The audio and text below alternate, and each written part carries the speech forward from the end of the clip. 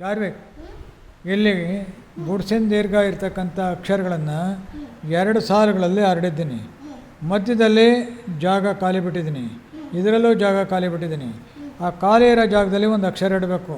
ಹಂಗೆ ಇತ್ತ ಕಡೆ 4 ಇತ್ತ ಕಡೆ 4 8 ಅಕ್ಷರ ಇಡಬೇಕು. ಆಗ ಅವು ಒಂದೊಂದು ಪದಗಳಾಗ್ತವೆ, ಅರ್ಥಗರ್ಭಿತ ಪದಗಳಾಗಬೇಕು. ಈ ಜೋಡಿಸ್ತಕ್ಕಂಥ ಅಕ್ಷರಗಳನ್ನು ಇಲ್ಲಿ ಬಿಟ್ಟು ಹರಡಿದ್ದೀನಿ.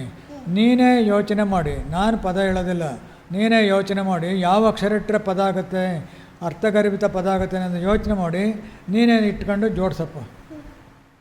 ಕೀಚಕ, ಭೀಕರ,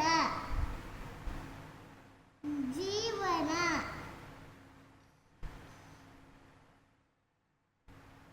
ಗೀಜಗ,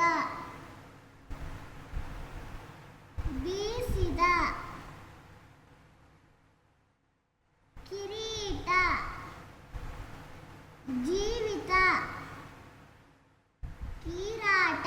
ವೆರಿ ಗುಡ್, ತುಂಬಾ ಚೆನ್ನಾಗಿ ಜೋಡಿಸಿದ್ದೀಯ.